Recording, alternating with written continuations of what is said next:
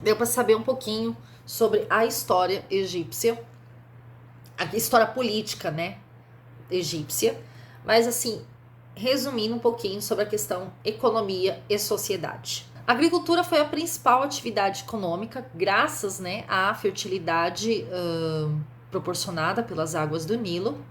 Eles cultivavam trigo, cevada, papiro, lentilha, grão de bico, alface, cebola, tâmaras, uva, linho, dentro do sistema de produção asiático, praticado também na Mesopotâmia, na Índia e na China. As terras pertenciam ao Estado, que era, como a gente já falou, teocrático. O cultivo era feito pelos felás, que eram camponeses em servidão coletiva. Esses servos, eles podiam ser convocados para outros trabalhos, principalmente para monumentos, obras públicas, né? Como canais de irrigação, grandes construções, né? Como as pirâmides também, né? Os instrumentos para a realização do trabalho eram coletivos, eles utilizavam o arado puxado por bois e foices de madeira com lâminas. Além das moradias e itens mais pessoais, não havia noção de propriedade privada, especialmente nas áreas rurais. Desse modo, não havia também a noção de escravo, por ser um bem privado que podia ser comprado ou vendido, né? Assim, os escravos eles eram geralmente mais urbanos, né, destinados mais a serviços domésticos, ao contrário da atividade agrícola que, em grande parte, né, é assim, não como que eu vou dizer? Não quer dizer que escravos não estavam na área urbana, né? É que geralmente era assim, né? E os escravos, eles não eram em uma quantidade tão grande quanto se imagina. Mas, no geral, os escravos ficavam mais para trabalhos dentro das áreas urbanas. E os felás eram responsáveis, então, pela agricultura.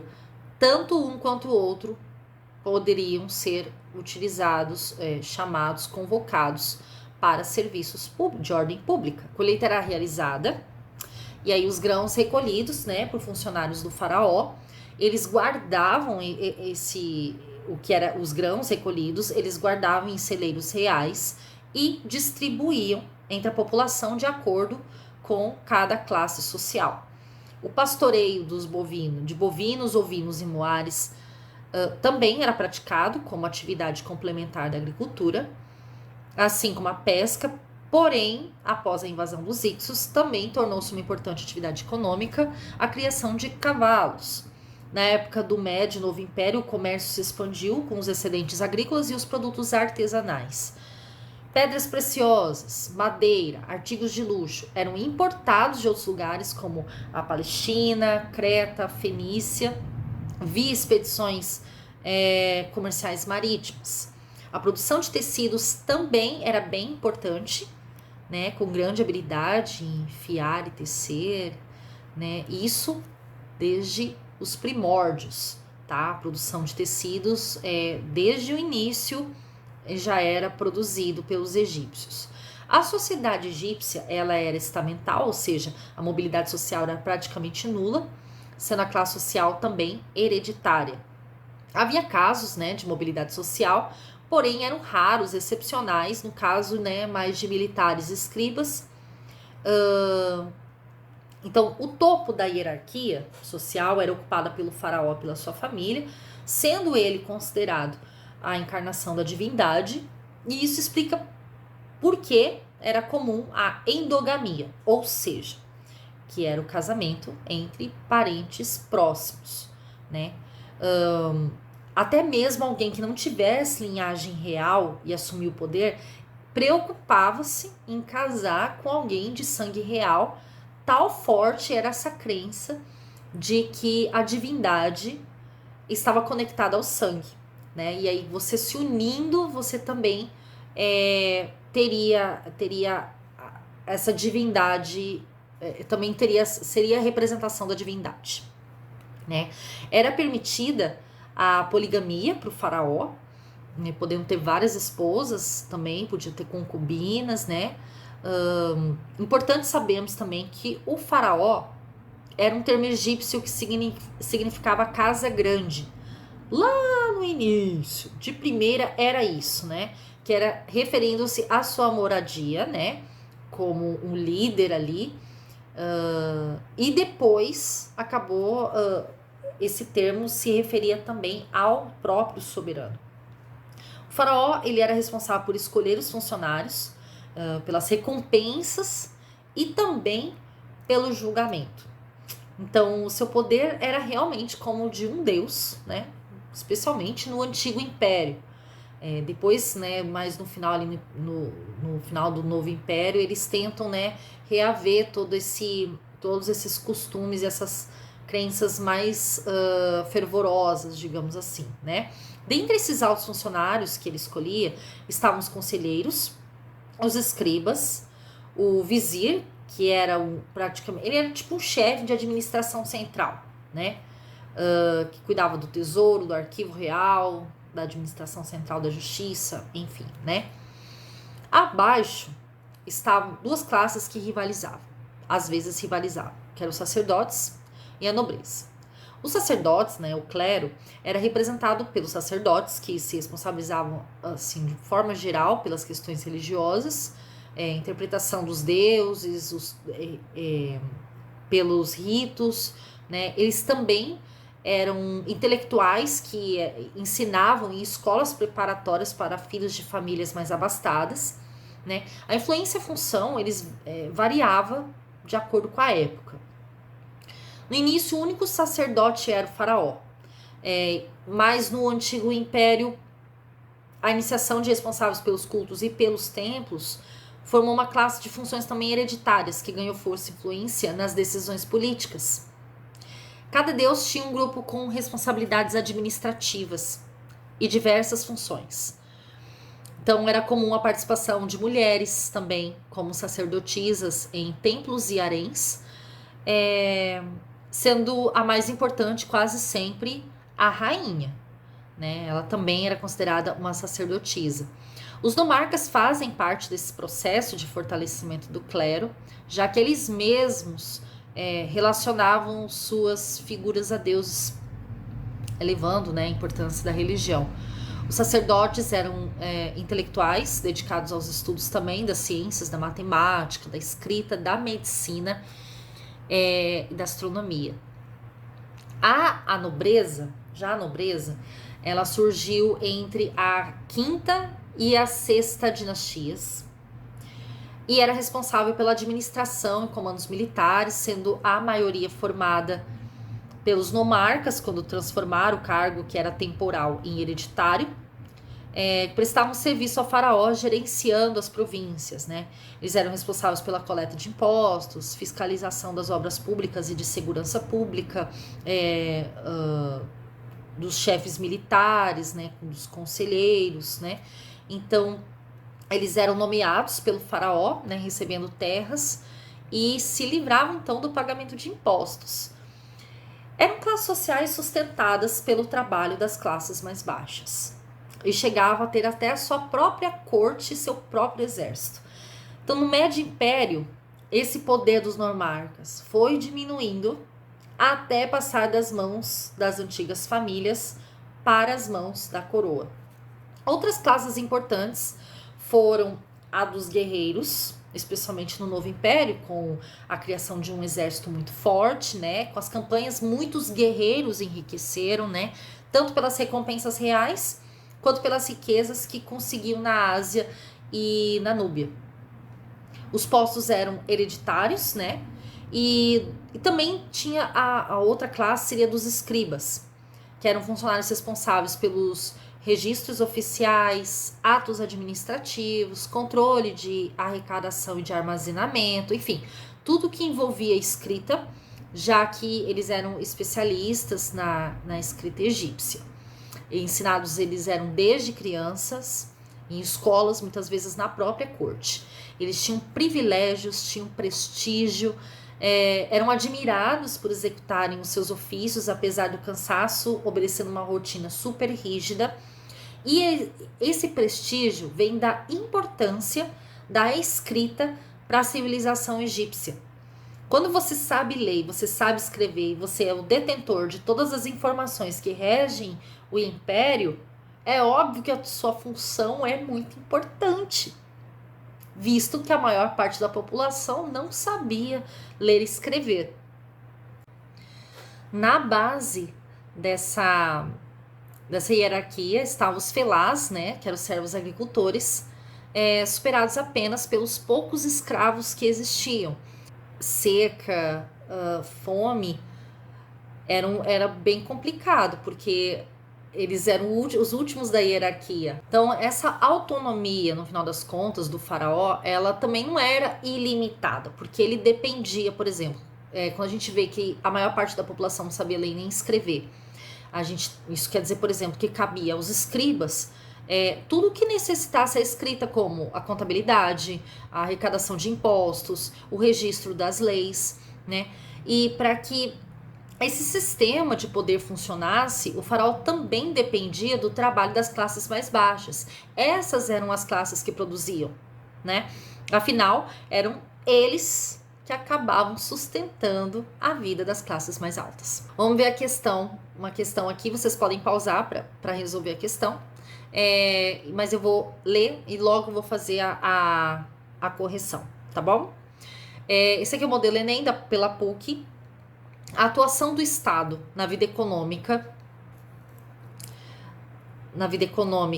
dos povos da Antiguidade Oriental, principalmente em relação à agricultura, foi bastante acentuada, sendo justificada por eles como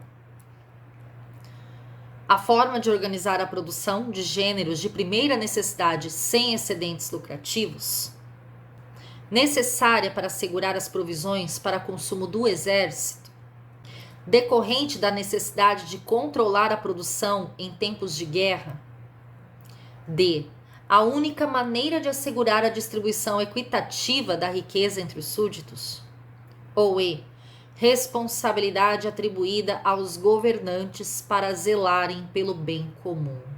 A gente tem que pensar que naquele contexto, né, das civilizações hidráulicas, dentro do modo de produção asiático, que por mais que todo mundo ali utilizasse a terra, essa terra pertencia ao rei, pertencia ao Estado, tá? Então, essa justificativa do faraó, que ele que cuida de tudo, porque tudo é dele, para o uso de todos, para o bem comum, né? Ainda somando-se o fato de que ele era a representação da divindade, né? Daquela autoridade que ele tinha, que tanto é que durou tanto tempo, né, de forma a consolidar o poder do faraó. A melhor alternativa seria a letra E, né, a responsabilidade atribuída aos governantes para zelarem pelo bem comum. Seguindo, leia sobre o antigo Império Egípcio, o texto a seguir. O fortalecimento da monarquia tornou possível o fortalecimento de uma espécie de aristocracia, constituída pelos altos funcionários reais, pelos chefes locais e pelos governadores de províncias, ou os nomarcas, que possuíam na prática a propriedade efetiva das terras em troca de tributos e serviços ao faraó. O crescimento dessa aristocracia, somado à consolidação da monarquia, determinou o aumento da demanda de serviços ao faraó.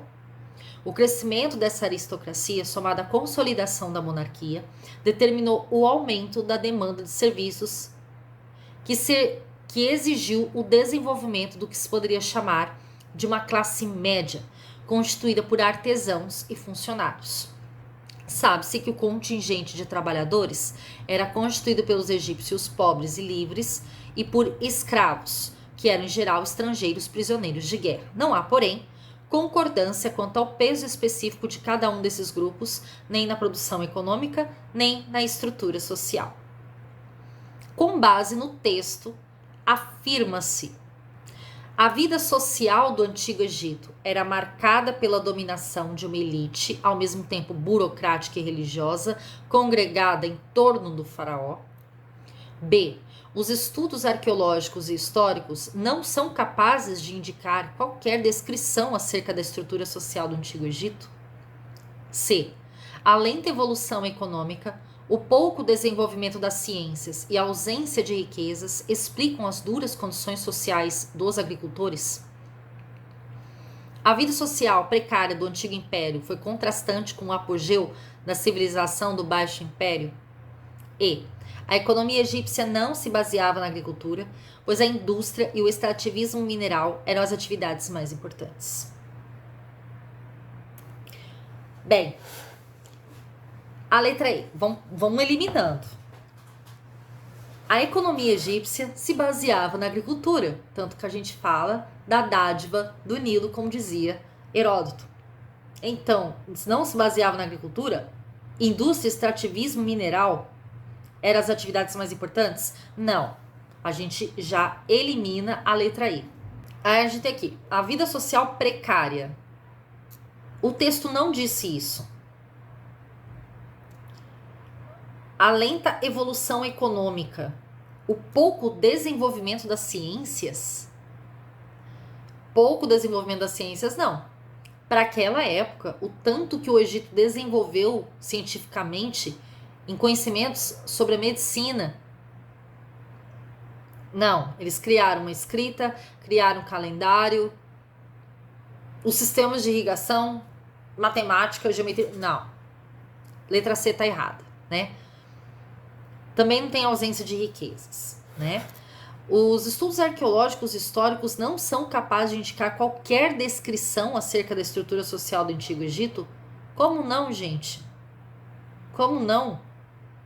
O que está dentro das próprias pirâmides, né? Já mostra que existe sim uma hierarquização social, uma hierarquia social. Letra B também não. A resposta certa é a letra A. A vida social do Antigo Egito era marcada pela dominação de uma elite, ao mesmo tempo burocrática e religiosa, congregada em torno do faraó. Outra, Unimep. Parte da geração da riqueza do Antigo Egito estava ligado às enchentes do rio Nilo, que propiciavam uma excelente agricultura na época da vazante. Todas essas terras que margeavam o rio eram A. Divididas em pequenos lotes e vendidas aos camponeses. B. De propriedade do Estado. C. Cultivadas pelos sacerdotes. D. Grandes propriedades pertencentes à nobreza egípcia. E. Formadas de pequenas propriedades pertencentes aos felás. Essa, na minha opinião, mamãozinho com açúcar, né? Quando a gente acabou de falar, mas vamos supor que não tem as outras questões para você fazer aquela reflexão. Estado teocrático, sistema asiático, né? O modo de produção asiático é de propriedade do Estado.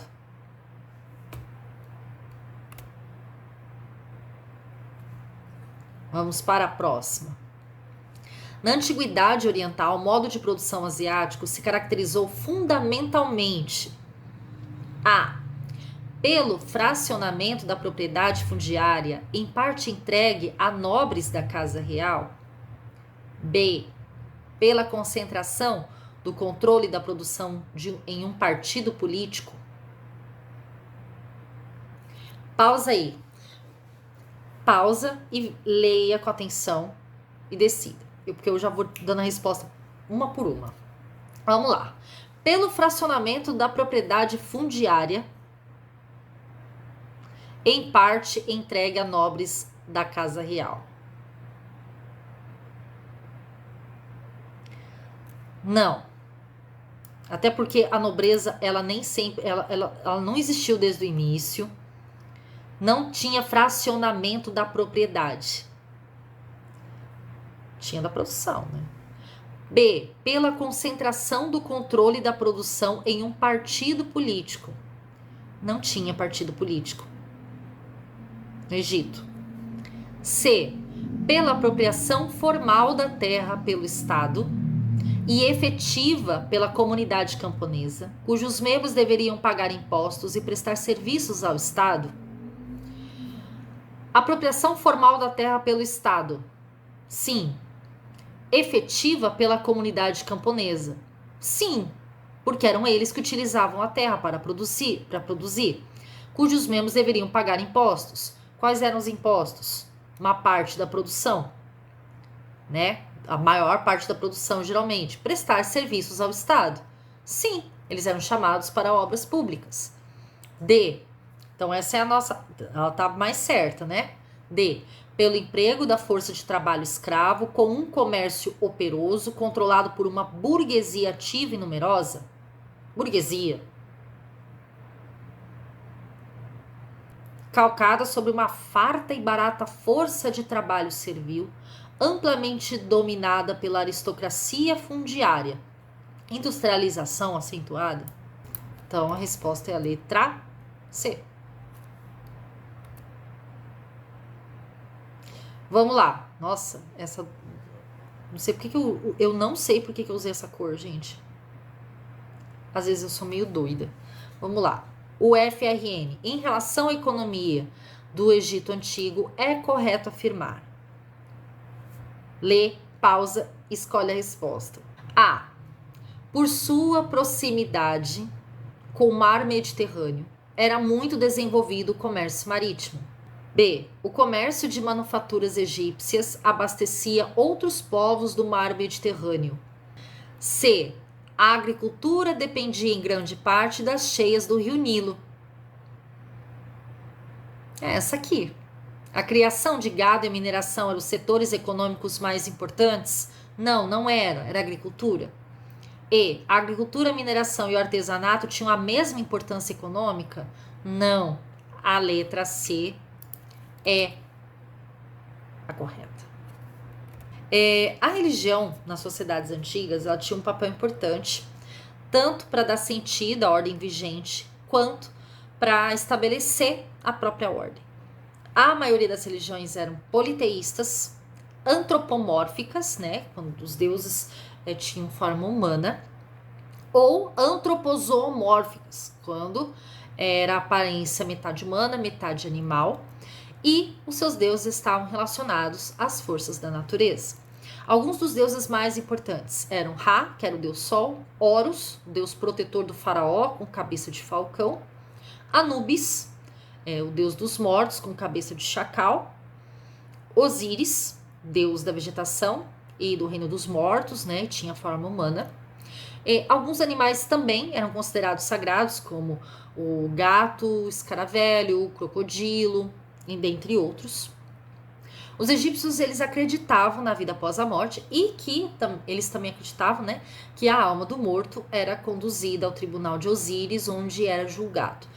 Caso fosse considerado mais pesado que uma pena da justiça, né, a pena da justiça, a sua alma era destruída. Em caso de pureza, a sua alma se uniria ao corpo para a vida eterna. Então não tinha o conceito, por exemplo, de céu e inferno.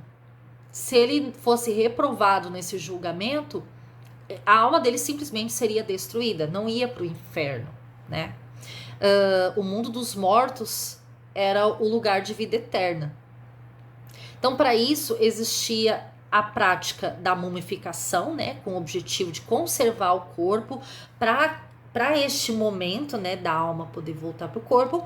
E junto ao corpo era deixado um texto em que o falecido declarava suas virtudes e negava atos condenáveis, o chamado livremente de livro dos mortos, né?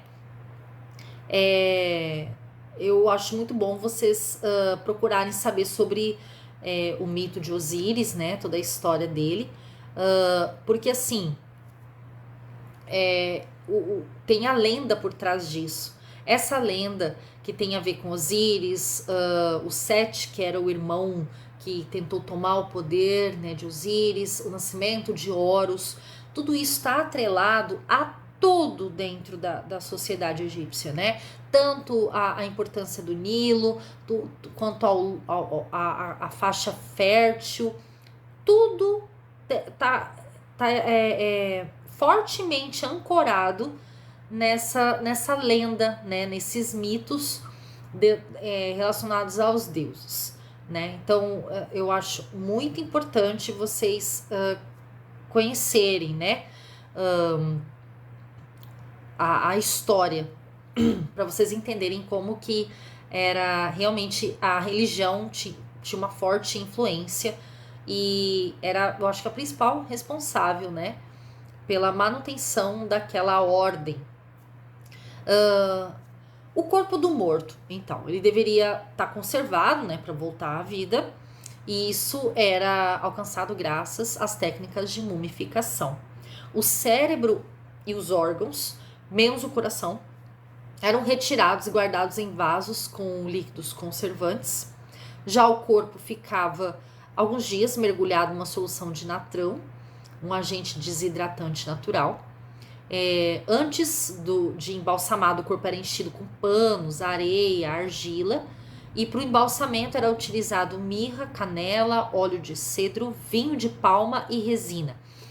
Então, enfaixava o corpo, né, com tiras de linho com goma. Só assim a múmia era vestida, ornamentada e colocada dentro de um sarcófago. Quando se tratava do faraó, estes cuidados eram levados a sério de forma especial. Para eles era bem comum a construção de pirâmides, construções monumentais, utilizando grandes pedras e técnicas de arquitetura, até hoje admiradas, né? As pirâmides de Gizé são consideradas uma das 7 maravilhas do mundo, né? Que é Quéops, Khafre e Miquerinos. Mas assim, sobre a questão da mumificação, não eram só os faraós, a família real que tinha, né, a questão da mumificação. Todo mundo levava muito a sério, né, da questão da mumificação. Só que para as classes mais baixas, todo esse processo da mumificação era feito de uma forma muito mais simples, né? Sobre Quéops, né, um dos responsáveis, né, pelas 3 pirâmides, né, as mais famosas, né, praticamente, né? O Quéops a gente sabe muito pouco, né? A gente sabe que ele reinou por 23 anos. Ele iniciou seu governo aos 20 anos de idade. E segundo o que consta na lista dos reis de Turim, parte do acervo do Museu Egípcio de Turim, na Itália, o sacerdote Maneton, ele era da era ptolomaica, e Heródoto, eles afirmavam que o seu governo durou bem mais, entre 50 e 54 anos. Era filho de um faraó conhecido por ser cruel, que era o Snefru, e teve vários filhos, dentre eles Gedefré, que foi o seu sucessor, e a rainha Retefere II. Foi encontrada apenas uma estátua do faraó Quéops, de marfim, com 12 centímetros de altura. O Gedefré parece ter sido um governante corrupto e irmão de Khafre, que quando se tornou faraó mandou destruir estátuas e monumentos referentes ao Gedefré. Há quem acredite que o Khafre possa ter sido na verdade o irmão do Quéops. Então, em sua pirâmide foi encontrado sarcófago, mas não encontraram uma múmia. A esfinge localizada ali perto pode ser a referência a Khafre, podendo ser seu templo mortuário, até mesmo seu rosto. Porém, há quem acredite que o faraó tenha encontrado a esfinge pronta e acrescentado seu nome. Miquerinos era o filho do Khafre, tendo 3 esposas, dentre elas a sua irmã Camerenerte II. Maneton afirmou que seu governo durou 63 anos, já a lista de Turim entre 18 e 28 anos. Segundo Heródoto, foi um faraó justo. Um sarcófago da sua pirâmide foi enviado de navio para Londres, porém foi perdido num naufrágio. Um de seus filhos, que era o Shepseskaf, ele foi o sucessor. Junto ao corpo do faraó eram colocados vários objetos de valor que deveriam acompanhar o faraó após a sua vida, tipo a sua vida após a morte, né? após sua morte. E esses objetos chamaram a atenção, né, de muitos ladrões de tumbas, o que fez com que a segurança dos corpos reais aumentasse com o sepultamento, passando a ser em lugares subterrâneos ou com acesso dificultado por labirintos, armadilhas, né, o que não impediu completamente os saques, né. Eu acredito até que eram aquelas pessoas que buscavam um pouco de aventura também, né. Até hoje, somente a tumba do faraó Tutankhamon foi encontrada intacta, para vocês terem noção. Além das pirâmides, os túmulos podiam também ser escavados em rochas. E as inscrições das paredes dos túmulos e pirâmides, bem como os objetos deixados, nos revelam muito sobre o cotidiano egípcio da época. Os egípcios menos abastados também eram mumificados desde que pudessem pagar, inclusive as técnicas de mumificação eram mais ou menos simples, de acordo com o valor pago. Óleo de cedro era injetado no corpo e os órgãos não eram retirados. A arquitetura e a arte egípcias, elas estavam intimamente ligadas à religião. Além das pirâmides, os templos também eram grandiosos, como os templos de Luxor e Karnak, né? Eu coloquei aqui o templo de Karnak para vocês. As esculturas representavam as divindades e os faraós. A pintura era utilizada dentro das câmaras mortuárias e nas paredes dos templos, geralmente representando temas religiosos, cenas rurais e também da vida selvagem, né? Da caça, né? Que eles também praticavam bastante. As ciências, elas ocupam um lugar de destaque na lista de contribuições egípcias, né? Através das técnicas de mumificação foi possível conhecer a anatomia humana, a ponto de serem desenvolvidas técnicas cirúrgicas e de cura, né? Para vocês terem noção, no Egito Antigo, eles já praticavam cirurgias cranianas. Eles conseguiam abrir a cabeça das pessoas para operar e tudo mais, né? Tem um filme que eu acho que eu tenho um vídeo no canal que tem algumas ideias de filmes e documentários sobre o Egito para vocês assistirem, claro, dentro com um olhar crítico, né, gente? Porque esses filmes foram feitos com um olhar hollywoodiano e com muitos erros, assim, mas um deles conta a história de um médico e fala bastante sobre a questão da cirurgia craniana, até para alívio de dor de cabeça. Achei isso bem, bem bacana. Eu não lembro agora de cabeça qual que era o filme, mas dá uma olhadinha, o vídeo das ideias de documentários e filmes sobre o Egito Antigo é bem curtinho, acho que ele tem menos de 3 minutos, se não me engano. Não deve passar de 5. Vamos lá. Vamos continuar aqui. As construções egípcias, elas também mostram que eles tinham conhecimentos matemáticos e geométricos de forma precisa, né? A escrita egípcia é uma das mais antigas do mundo também, formada por símbolos que representavam um ou mais significados.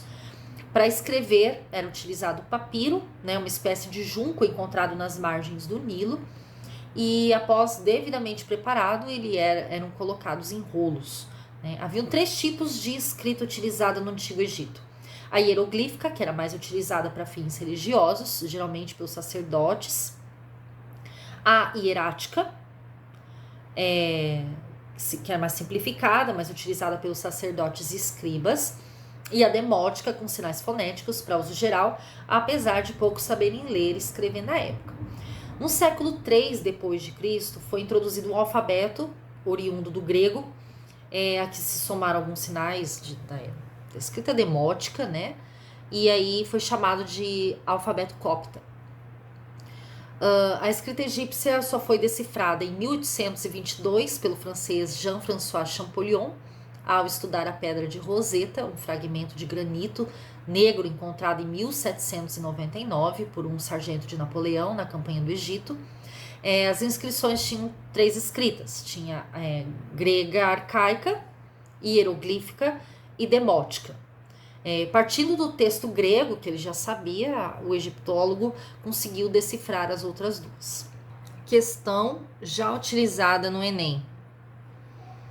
O Egito é visitado anualmente por milhões de turistas de todos os quadrantes do planeta, desejosos de ver com os próprios olhos a grandiosidade do poder esculpido em pedra há milênios, as pirâmides de Gizé, as tumbas do Vale dos Reis e os numerosos templos construídos ao longo do Nilo. O que hoje se transformou em atração turística era no passado interpretação de forma muito diferente, pois A. Pausa, responde e aí continua. Significava, entre outros aspectos, o poder que os faraós tinham para escravizar grandes contingentes populacionais que trabalhavam nesses monumentos. B. Representava para as populações do Alto Egito a possibilidade de migrar para o sul e encontrar trabalho nos canteiros faraônicos. C. Significava a solução para os problemas econômicos, uma vez que os faraós sacrificavam aos deuses suas riquezas construindo os templos. D. Representava a possibilidade de o faraó ordenar a sociedade, obrigando os desocupados a trabalhar em obras públicas que engrandeceram o próprio Egito. A D não é não. E. Significava um peso para a população egípcia que condenava o luxo faraônico e a religião baseada em crenças e superstições. Tá errada também, porque o povo também acreditava e levava super a sério essa questão do faraó, tá? Da representação divina no faraó. A gente tem que pensar que o Antigo Egito era uma monarquia teocrática, tá? Com servidão coletiva, que era a principal forma de trabalho, né, dentro do modo de produção asiático. E aí, quando a gente fala dessa estrutura, o faraó, ele podia mobilizar, né, todo esse grande contingente de trabalhadores para a construção de obras públicas, de monumentos, né? Tanto para benefício geral, né? Quanto para glorificação do faraó ou dos deuses. Então, a resposta certa é a letra A. Tá bom? A importância histórica de Amenhotep IV, Amenófis, faraó egípcio durante o chamado Novo Império, que foi entre 1580 a 671 a.C., está no fato de ele ter A. Promovido uma revolução religiosa ao instaurar um culto monoteísta. B. Resistido à invasão militar de uma grande aliança asiática liderada pelos Hicsos. C. Patrocinada a construção dos maiores monumentos funerários em Gizé. D. Expandido o domínio político menfita aos territórios da Líbia e da Etiópia. E. Realizada uma revolução social que eliminou a escravidão dos lavradores. Letra E não é, porque não tinha escravidão de lavradores, era servidão. A C não é.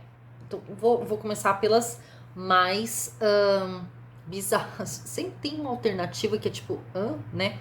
A C também não é, né? Porque a gente sabe muito bem que quem eram os principais responsáveis pelos monumentos de Gizé, pelas pirâmides de Gizé, Kelps, Khafre e Miquerinos, né?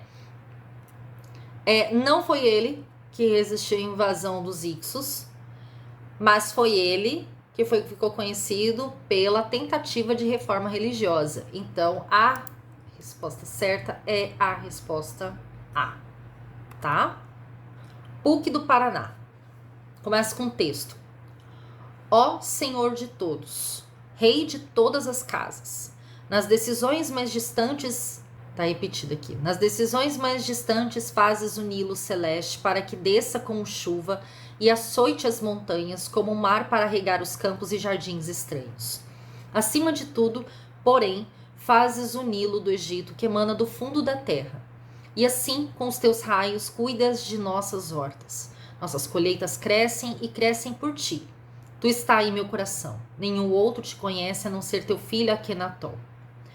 A análise do texto nos permite avaliar que, letra A, destaca a função geradora da vida do deus Amon e do faraó, responsáveis por tudo que existia no Egito. B, mostra que o sol, Aton, era encarnado na terra do faraó Akenaton. C, evidencia que o alimento e a vida do homem dependiam do grande deus tebano. D, assinala o caráter ideológico na sociedade egípcia, destacando a figura do faraó ligada ao deus principal e reforçando seu papel político. E, demonstra profunda ligação mística entre o faraó e o deus que dominou o Egito no Médio Império. Se a gente sabe que a religião estava intimamente ligada à questão política e era o faraó falando para Deus, né? Era a questão da figura do faraó relacionada ao Deus. Então, a resposta certa é a resposta letra D. Assinala o caráter ideológico na sociedade egípcia, destacando a figura do faraó ligada ao deus principal e reforçando seu papel político. Unifesp. Havia no Egito pessoas encarregadas por lei de embalsamar corpos e que faziam disso uma profissão. Esses profissionais utilizavam vinho de palmeira e óleos aromáticos, especiarias, mirra, canela. Salgavam o corpo e cobriam com nylon por 70 dias. Após esse tempo, lavavam e envolviam com faixas de tela de algodão embebidas em come, uma espécie de cola. Existiam vários tipos de embalsamento e esse era o mais caro. Nos tipos médio e inferior eram utilizados processos mais simples e mais baratos, e o valor era combinado com a família. Caso se encontrasse um cadáver abandonado, fosse alguém atacado por um crocodilo ou morto por afogamento no rio Nilo, a cidade em cujo território foi achada era obrigada a embalsamá-lo. Não era permitido a parentes ou amigos tocar o cadáver, apenas os sacerdotes do Nilo tinham esse privilégio. O texto deixa transparecer que A. Todos os cidadãos egípcios recebiam o mesmo tratamento após a morte? Todo mundo recebia o mesmo tratamento após a morte? Não, no próprio texto diz que não. B. O egípcio morto no rio Nilo recebia o tratamento dispensado a mendigos? Não, não diz isso. Muito pelo contrário, ninguém deixava de receber o embalsamento. C. O egípcio de classe alta era embalsamado pelo faraó. Oi? D. O egípcio, após a morte, recebia um tratamento diferente de acordo com a sua condição social. Sim. Letra E. O egípcio, independentemente da sua condição social, era embalsamado, pois era mais higiênico. Se não tivesse, pois era mais higiênico, até que a gente poderia, mas em nenhum momento a questão era por higiene. A questão era realmente religiosa, de crença. Então, a resposta certa é a letra D. Vamos lá. O El. A arquitetura dos templos do Antigo Egito forneceu para a posteridade a mais fértil e expressiva documentação sobre a cultura egípcia. Dentre suas principais características, pode-se indicar a letra A. A ausência de telhados, uma vez que a chuva era muito rara. B. Utilização de tijolos de argila queimada na construção de paredes, escadarias e colunas. C. Grandeza nas dimensões e construções sólidas. D. Adoção de diversos tipos de materiais conforme as figuras retratadas. E. Preocupação em atrelar arte e ciência em uma mesma construção. Qual era a arquitetura mais comum no Antigo Egito? Eram os templos ligados à religião. E a principal característica era a magnitude, o tamanho, né? Então, eles eram enormes. A resposta certa é a letra C, tá? FGV. O Império Teocrático, com base na agricultura e na arregimentação de camponeses para grandes obras e profundamente dependente das águas de um grande rio, essa frase se refere. Gente, essa é mamão com açúcar. A. Aos fenícios e a importância do Tigre? Primeiro que não, né? O rio Tigre tá ligado a quê? A gente vai estudar isso, a Mesopotâmia, né? B. Aos hititas e a importância do Eufrates? Eufrates também tá ligado à Mesopotâmia. Aos sumérios e a importância do Jordão? Os sumérios, eles fizeram parte da Mesopotâmia. Aos cretenses e a importância do Egeu? Aos egípcios e a importância do Nilo. Mas sempre é bom vocês entenderem as principais características, tanto geográficas quanto sociais, políticas e religiosas, do que vocês estão estudando, tá? Então, a resposta certa, a resposta é a letra E. As sociedades que na antiguidade habitavam os vales dos rios Nilo, Tigre e Eufrates tinham em comum o fato de... São as sociedades de regadio, né? Dentro das sociedades hidráulicas, né? Terem desenvolvido um intenso comércio marítimo que favoreceu a constituição de grandes civilizações hidráulicas. As civilizações hidráulicas, elas surgiram a partir dos rios, não a partir do comércio deles, no comércio marítimo, né? Serem povos orientais que formaram diversas cidades-estado, as quais organizaram e controlavam a produção de cereais.